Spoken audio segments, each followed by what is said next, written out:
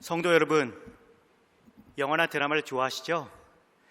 영화나 드라마를 좋아하셔서 많이 보시는 분들은 간혹 주연보다 빛나는 조연을 영화에서 발견하곤 합니다.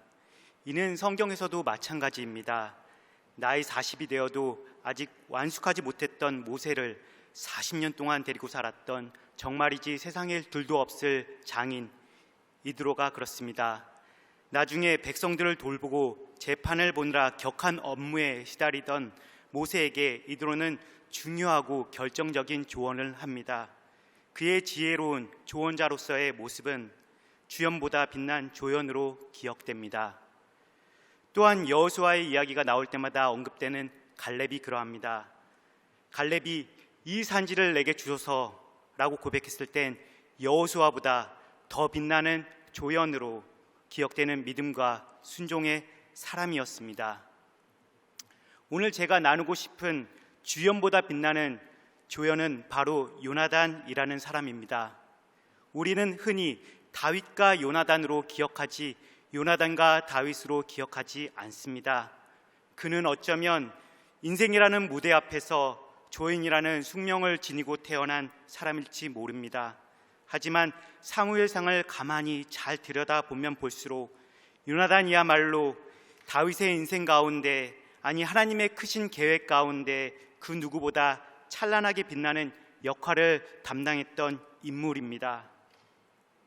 그는 사울왕 이후 다음 때에 왕이 되어야 할 왕자였습니다. 그래서 자기보다 대중의 주목과 인기를 얻은 다윗을 질투할 만도 한데 그는 오히려 아버지의 질투로부터 다윗을 보호하고 또한 다윗과 깊은 우정을 나눈 인격자였습니다. 그런 그의 마음속에는 하나님께서 계셨습니다. 그 마음에 하나님이 있는 사람은 빛나는 하나님의 영광을 나타내어 주변의 사람들에게 복을 끼치며 하나님을 기쁘시게 합니다. 성도 여러분과 저 또한 하나님의 부르심을 입어 맡은 인생의 여러 역할들을 통해 많은 사람들에게 복을 끼치며 하나님을 기쁘시게 하시길 소망합니다. 그럼 잠시 고개를 돌려 위의 화면을 보시겠습니다. 이 그림은 렘브란트라는 17세기에서 18세기에 걸친 바로크 시대의 유명한 네덜란드 화가가 그린 그림입니다.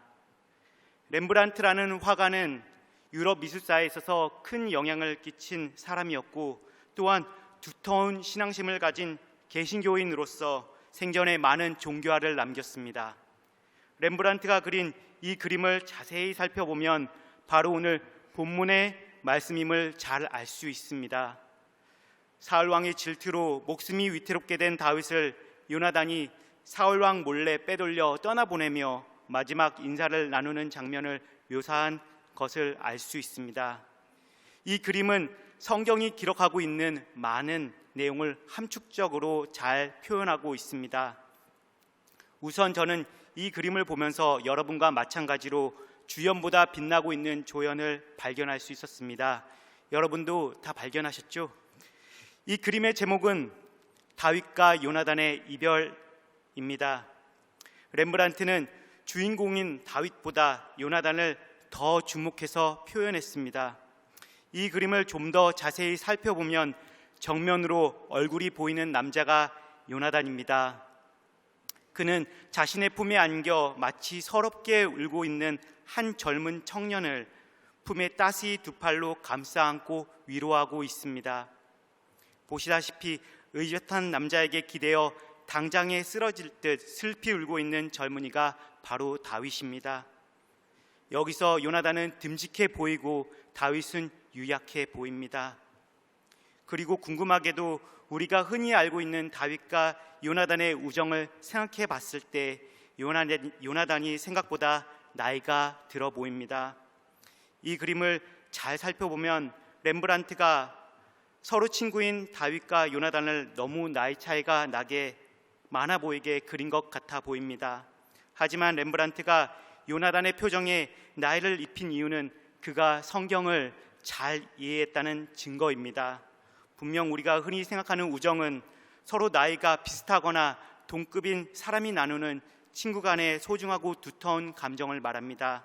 실제로 요나단은 다윗과 우정을 나누기에는 적어도 나이가 10살에서 15살 이상 많았을 뿐더러 왕자로서의 요나단의 신분적인 위치는 단지 화려한 이력을 가진 평민 출신의 장군인 다윗과는 여전히 극복하기 힘든 너무나도 큰 격차가 있었습니다.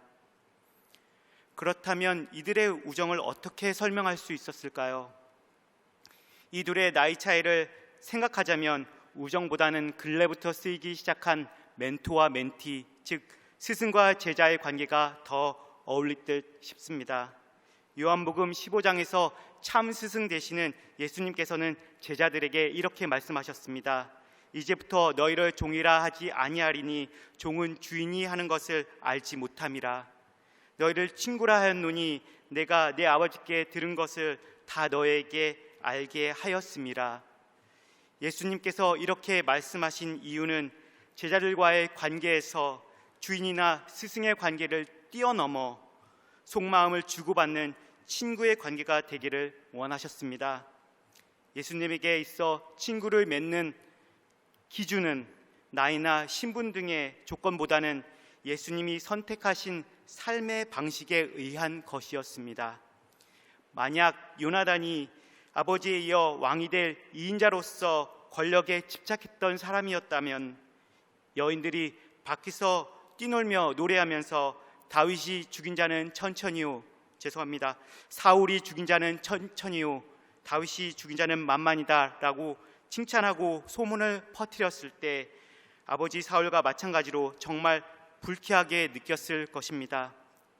그리고 사울이 사무엘상 20장 30절 31절에서 요나단을 보고 이 어리석은 놈아, 내가 내 자신의 수치와 내 어미의 수치도 모르고 천한 이새의 아들 쪽을 택한 것을 내가 모를 줄 아느냐. 그 녀석이 살아있는 한 너는 절대로 왕이 될 수 없을 것이다. 당장 가서 그를 끌어오너라. 그는 반드시 죽어야 한다 라며 분노에 가득 차 아들 요나단 왕자에게까지 단창을 던진 점점 미쳐가는 아버지 사울 왕을 두려워했더라면 그가 다윗을 단지 훌륭한 장수나 부하로서 아껴 쓸 수는 있었더라 하더라도 다윗을 향한 깊은 우정을 갖긴 불가능했을 것입니다. 하지만 요나단은 예수님과 같이 특별한 이유로 다윗을 친구 삼았습니다.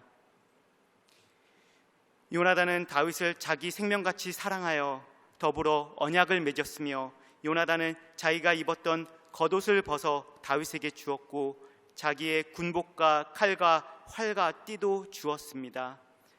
그림에서 보이는 다윗이 입고 있는 멋진 군복도 허리에 찬 위용 있는 칼도 과거에 가난한 목동이었던 청년이 갖출 수 있는 물건이 아닌 것입니다. 우리 예수님께서도 십자가에 달려 돌아가실 때 죄 많은 우리를 사랑하시어 자신이 유일하게 소유하신 겉옷과 속옷까지도 우리에게 다 내어주셨습니다. 이와 같은 마음은 분명 우정 이상의 감정이며 단순히 친한 척한다고 생기지 않습니다. 서로가 가진 마음을 꾸밈없이 솔직히 보여주고 옛적 가스펠송과 같이 아름다운 마음들이 모여서 주의 은혜를 나눌 때 우리가 예수님과 같이 서로를 사랑할 수 있도록 내 안에 주인 되시는 성령님으로부터 일어나는 마음의 교감인 것입니다. 우리가 고백하는 성령의 교통도 그러한 것입니다. 다윗은 사울과 그의 왕국을 위해 정말 열심히 전쟁터에서 싸웠습니다. 그러나 그에게 돌아오는 것은 광분에 찬 사울의 시기와 질투, 그리고 그를 비열하게 죽이려는 사울의 음모였습니다. 성도님께서도 이 그림을 통해 비추어지는 다윗의 뒷모습만으로도 절망스럽게 울고 있는 젊은 다윗의 억울함이 전달되지 않으십니까? 다윗은 그러한 그의 아픔을 잘 이해한다는 듯이 자신에게 기대어 흐느끼는 다윗을 두 팔로 따사로이 감싸 안았습니다.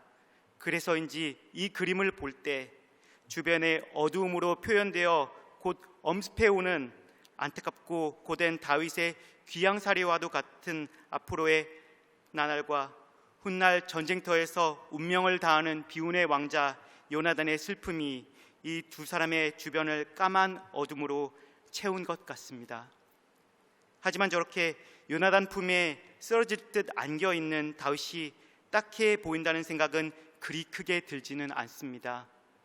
렘브란트는 서로의 마음을 드러내어 보여줄 수 있고 위로할 수 있으며 서로를 의지하여 두려움을 극복해내는 두 사람의 관계를 묘사해 내므로써 이 두 사람의 마음에는 동일한 하나님이 계시다는 것을 표현했습니다. 실제로 성령의 교통이란 우리의 마음과 하나님의 마음이 주고받는 관계를 말합니다. 믿음 가운데서 하나님과 속마음을 주고받고 사람들과 속마음을 주고받는 일이 바로 성령의 교통하심을 체험하는 것입니다. 사랑하는 주님의 교회 성도 여러분과 저 역시 성령의 교통하심을 체험하여 하나님과 속마음을 주고받으며 하나님과 아름다운 사랑을 나누시길 소망합니다. 또한 저희 주님의 교회 성도 간에 서로 진실되고 배려하는 속마음을 주고받으며 아름다운 성도의 교제를 나누시길 바랍니다. 그래서 요즘과 같이 복잡하고 어려운 정세 속에도 세상이 알지 못하는 형통한 축복을 누리시길 바랍니다. 그리고 여러분 마음속에 있는 그리스도의 사랑을 가지고서 여러분이 속한 삶의 현장 속에서 주변의 이웃들과 함께 그 사랑을 나눔으로 어두운 세상을 밝히는 빛의 사명을 묵묵히 감당하시길 소망합니다. 여러분을 사랑하고 예수님을 사랑하고 섬기며 그리스도의 제자의 삶을 살아가는 우리 모두의 마음속에는 하나님이 자리 잡고 계십니다. 그 마음에 하나님이 있는 사람의 생활은 마음에 하나님이 없는 사람과는 큰 차이가 있습니다. 주연보다 빛나는 조연인 요나단을 통해 마음에 하나님이 있는 사람은 어떠한 특성이 있는지 세 가지 이유를 살펴보겠습니다. 첫 번째로, 마음에 하나님이 있는 사람은 하나님의 섭리를 이해합니다. 우선 하나님의 섭리란 하나님께서 언약을 성취시키시는 구체적인 활동을 위해 구속사 속에서 행하시는 일을 뜻합니다. 요나단은 다윗에게 사무엘상 20장 14절에서 이렇게 당부합니다. 너는 내가 사는 날 동안에 여호와의 인자하심을 내게 베풀어서 나를 죽지 않게 할 뿐 아니라 여호와께서 너 다윗의 대적들을 지면에서 다 끊어버리신 때에도 너는 내 인자함을 내 집에서 영원히 끊어버리지 말라. 그리고 16절에서 요나단이 다윗의 집과 언약을 맺으면서 여호와께서는 다윗의 대적들을 치실지어다 라고 고백합니다. 요나단은 이미 하나님의 뜻을 이해했을 뿐만 아니라 실제로 자신의 마음에 하나님을 품고 있었기에 그가 알지도 못하는 미래에 있을 이런 말을 증거할 수 있었습니다. 자신만이 사울 왕의 권세를 물려받을 왕자였지만 하나님의 섭리를 깨달았기에 그는 다윗의 목숨을 위협하고 있는 아버지 사울과 자신의 말로를 깨달았습니다. 요나단은 하나님이 함께 하시는 사람인 다윗을 대적하는 것이 바로 하나님을 대적하는 것임을 깨닫고 있었습니다. 요나단은 하나님의 섭리를 인정하고 받아들이는 신앙을 소유했기에 자신이 왕자에 오르는데 가장 큰 걸림돌이 되는 다윗을 도리어 축복하고 자신은 그 자리를 탐내지 않았던 것입니다. 그런 요나단의 모습은 그는 흥하여야 하고 나는 쇠하리라 라고 고백한 세례 요한과 아주 흡사했습니다. 하지만 하나님께서 함께 하시는 다윗을 진정 사랑한다 하더라도 한 나라의 왕자로서 자신이 누리던 영화를 포기하여야 하는 그의 마음이 어떠하였겠습니까? 과연 연약한 인간의 의지만으로 그리도 겸손한 마음을 품을 수 있었을까요? 요나단이 정말 혼자 잘나고 아버지 사울과는 차원이 다른 존재였기에 다윗과 맹세를 하며 다윗을 자기 생명과 같이 사랑할 수 있었을까요? 진정 요나단의 마음에 하나님의 영이 함께하였기에 그의 의지가 아닌 하나님의 의지로 요나단은 다윗과 함께 영원한 친구의 언약을 맺을 수 있었던 것입니다. 이는 그 마음에 하나님이 있어 하나님의 섭리를 깨달은 사람만이 할 수 있는 행동이었습니다. 하나님을 이미 마음 가운데 모신 우리 사랑하는 주님의 교회 성도 여러분과 저도 어떠한 일이 생겨서 정신이 없을 때 바쁘고 피곤하거나 고통스럽다 하더라도 감정이 치우쳐서 그릇한 행동을 범하지 말고 그 사건 속에 묻어난 하나님의 섭리를 발견할 수 있기를 소망합니다. 두 번째로, 마음에 하나님이 있는 사람은 진정한 자유함을 소유한 사람입니다. 다윗은 반복되는 사울의 시기와 질투로부터 일어나는 고난과 위기 때문에 지친 일상을 살아가고 있었습니다. 다윗을 더 힘들게 했던 건 마음의 안식처가 되어야 할 다윗의 가정을 사울이 파괴했다는 것입니다. 사울에게는 2명의 딸이 있었는데 특히 둘째 딸 미갈이 다윗을 사랑한다는 사실은 주변 사람들에게까지 널리 알려질 정도였습니다. 분명 다윗의 귀에도 들어왔겠지요. 그래서 사울은 다윗에게 자신의 사위가 되는 조건으로 블레셋과 전쟁하여 승리하면 미갈을 아내로 주겠다고 약속을 합니다. 하지만 사울의 진짜 목적은 다윗에게 용기를 주어 블레셋으로부터 승리를 얻으려는 것이 아니라 오히려 블레셋과의 전쟁을 통해 다윗을 죽게 하려는 것이었습니다. 하지만 다윗은 블레셋과의 모든 전쟁에서 항상 승리하여 무사히 귀환했습니다. 사울이 이미 과거에 첫째 딸을 주겠다는 약속을 지키지 않았던 적이 있었기 때문에 더 이상 약속을 어길 수 없어서 할 수 없이 둘째 딸 미갈을 다윗에게 아내로 주었습니다. 하지만 얼마 지나지 않아 다윗과 미갈 가운데 돌이킬 수 없는 불행한 사건이 발생하게 되는데 사울이 미갈을 다른 사람에게 다시 시집 보내버립니다. 이는 장인인 사울 왕에게 미움을 받아 아내가 있는 왕국으로 돌아가지 못하고 도망을 다니던 다윗에게 분명 큰 충격적인 사건이었습니다. 비록 다윗이 순수한 사랑 외에도 미갈과 결혼하여 왕위에 정당하게 오를 수 있는 정치적인 목적으로 미갈과 결혼했다 하여도 여전히 미갈은 청년 다윗에게 있어 꼭 필요한 사람이었습니다. 미갈은 영적으로 무지한 사람이었지만 다윗을 사랑하고 그의 목숨을 지켜주며 지지해 주었던 그 당시로서는 가정을 함께 이룬 소중한 아내였다는 사실입니다. 분명 이로 인하여 사울과 가깝게 지내려는 다윗의 노력은 무산되었습니다. 사울에 의해 다윗의 소중한 안식처와 버팀목이 되어줄 가정이 파괴되었던 것입니다. 사울은 다윗을 죽은 자로 취급하고 다윗이 더 이상 왕위에 접근하지 못하게 하기 위해 미갈을 타인에게 다시 시집 보내어 다윗과 왕가의 인연을 끊어버렸습니다. 그 이후로부터 계속되는 사울의 추격으로부터 인해 다윗은 정말 어려운 시간을 보냈습니다. 그러던 와중에 다윗을 가장 고통스럽게 한 사건이 또 발생합니다. 다윗의 가능성을 발견하고 그동안 다윗을 믿어주며 이끌어 주었던 사무엘 선지자가 어느 날 갑자기 하나님의 부르심을 받아 주님 곁으로 떠나버리게 됩니다.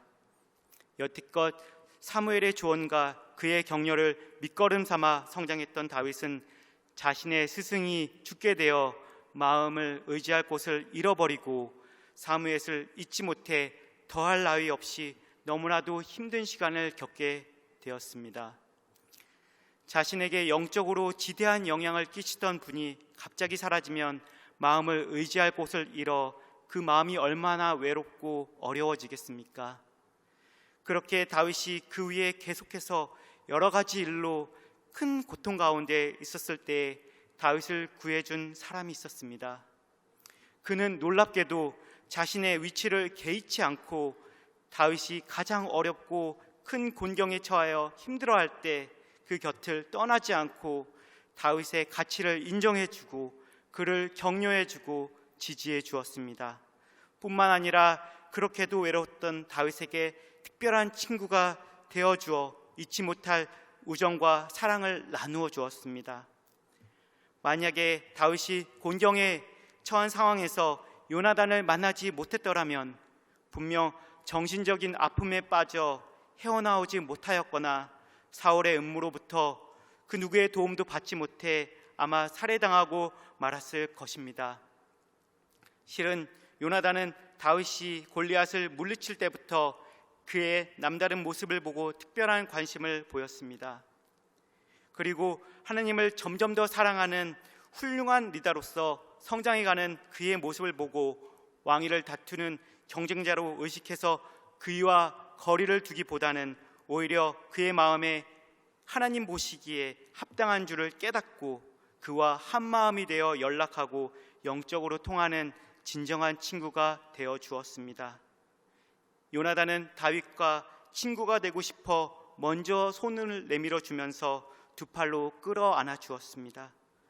그래서 요나단은 다윗과 친구가 되고 싶어 먼저 손을 뻗어주면서 하나님을 사랑하며 하나님과 마음이 통하는 서로가 함께 모이면 언제나 행복해하곤 했습니다.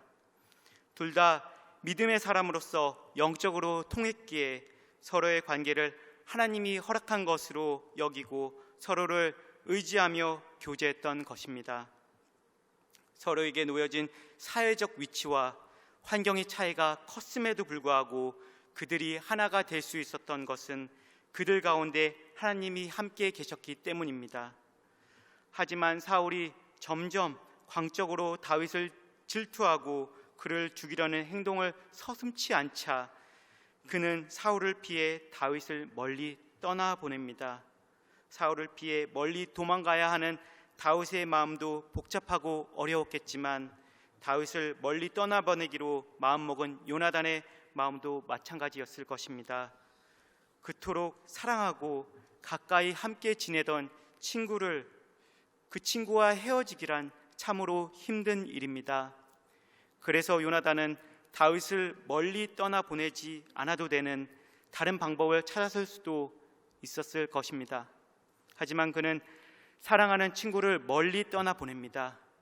그러한 그의 행동은 그에게 자유를 허락한 것이었습니다. 요나단은 다윗의 종으로서, 요나단은 다윗의 좋은 친구로서 그를 자신의 곁에만 두고 있었던 것이 아니라 설령 다윗이 좀 더 고생을 하더라도 하나님이 그와 함께 계심을 믿고 그를 자신의 품에서 놓아주었던 것입니다. 좋은 친구를 만나는 기쁨은 단순히 그와 함께함으로 끝나는 것이 아니라 때론 그와 떨어짐으로 행복했던 기억을 간직하며 내 길을 계속해서 나아갈 수 있게 해야 하는 것입니다. 좋은 친구는 내 길을 막고 붙잡아두는 것이 아니라 내 길을 나아갈 수 있게 해줘야 하며 내 길을 나아가도록 인도해 주어야 하는 것입니다. 마치 부모가 자녀를 사랑한다는 명목하에 항상 집에만 붙잡아두는 것이 그리 현명한 방법이 아닌 것 같듯이 진정한 친구는 나를 단지 자기 곁에 두어 보호하며 내 할 일을 다 해결해 주는 명목하에 내가 가야 할 길을 막지 않습니다. 사랑의 한 가지 비결은 자기가 사랑하는 사람을 자유롭게 풀어주는 것이다라는 격언이 있습니다. 진정한 사랑은 서로의 마음이 연락하여 통하여서 하나가 되는 것입니다. 진정한 사랑은 상대방이 나를 필요로 했을 때 손잡아주는 것입니다. 하지만 항상 손잡고 있지는 않습니다. 언젠가는 내 곁을 떠나도록 자유를 주는 것입니다. 사랑하는 성도 여러분과 저의 마음에 진정 하나님이 계시다면 우리의 일상생활 속에서 일어나는 여러 사람들과의 관계 가운데 그 사람이 꼭 나로 인해 변화되거나 그 사람을 반드시 내가 고쳐줘야 하고 내가 아니면 절대 안 된다는 생각은 이제 그만 내려놓아야 합니다. 그 사람이 나로 인해 변화되기보다 나로 인해 나아가야 할 길을 가게 해야 합니다. 하나님께서는 우리 인간을 사랑하시어 창조하셨습니다. 그리고 하나님 스스로가 자유하신 것 같이 우리에게도 자유를 허락하셨습니다. 따라서 우리 인간에게 있어서 사랑과 자유는 항상 함께 존재하는 것입니다. 예수님께서도 부활하신 후에 사랑하는 제자들에게 다시 찾아가셔서 하신 명령은 세상 끝까지 떠나라는 것이었습니다. 자유롭게 예수님의 품을 떠나더라도 비록 제자들이 멀고 낯선 곳, 결코 환영받지 못한 곳으로 떠난다 하더라도 가서 그리스도의 제자를 삼고 예수님이 걸어가신 그 길을 가르치면 언제나 제자들과 함께 하시리라라고 약속하셨습니다. 사랑하는 주님의 교회 성도 여러분과 저 역시 마찬가지로 주님을 우리 마음속에 모시고 진정한 자유를 누리시고 하나님 앞으로 자유롭게 다가가시길 소망합니다. 마지막 세 번째로, 마음에 하나님이 있는 사람은 언약으로 확증됩니다. 사람들은 살아가면서 많은 약속을 하지만 상황과 때에 따라 그 많은 약속들을 다 지키지 못하게 됩니다. 왜냐하면 사람과 사람 사이에 이루어진 약속은 사람 중심적인 관계에서 비롯되었기 때문입니다. 그렇지만 언약은 변함없이 지키는 것입니다. 우리가 하나님 안에서 사명을 갖고 언약 관계에서 살아간다면 분명 변함이 없을 것입니다.